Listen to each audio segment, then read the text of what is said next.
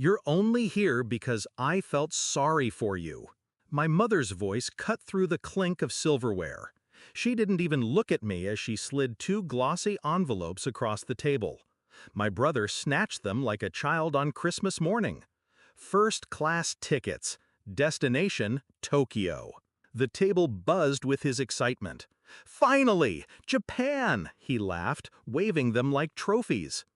I didn't say a word, just kept my fork steady, the taste of betrayal settling on my tongue heavier than any meal.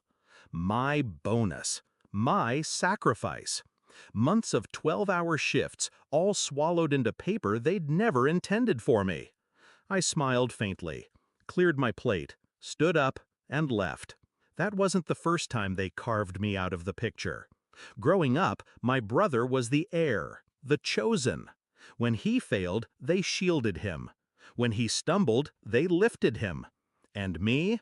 I was the utility, silent, dependable, invisible. The extra shifts I worked because you don't have kids.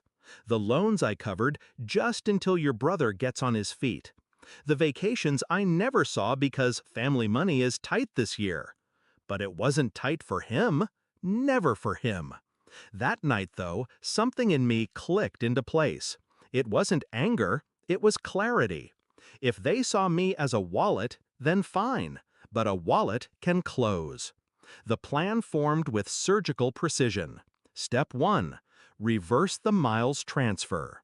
I logged in, one click, and the seats they'd stolen from me reverted back into my account. No refund for them, just empty confirmation codes.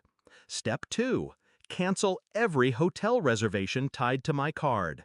Kyoto, Osaka, Tokyo. Each one undone in silence. The emails rolled in like dominoes, each cancellation confirmed, sweeter than the last. Step 3. Freeze their emergency account, the one they'd leaned on countless times. The one I had co-signed years ago out of guilt. I called the bank, verified my identity, and locked it down with the same calm tone one uses to order coffee. By midnight, their entire trip was a ghost. Morning brought the storm. At the airport, TSA flagged them at the gate. Their tickets scanned red. Invalid.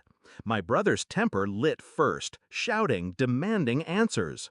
My mother, tight-lipped, whispered excuses to the staff. I wasn't there, but I didn't need to be. I could picture it perfectly. Their faces blanching, the eyes of strangers burning into them, the realization dawning that they weren't flying anywhere. And then came the hotel calls, politely informing them that their generous sponsor had canceled every room. No rebooking, no apologies, just cold efficiency. By noon, their dream trip had evaporated. That's when I delivered the final strike. I called the Kyoto Hotel directly, using the number they had listed for emergencies. My voice was calm, professional.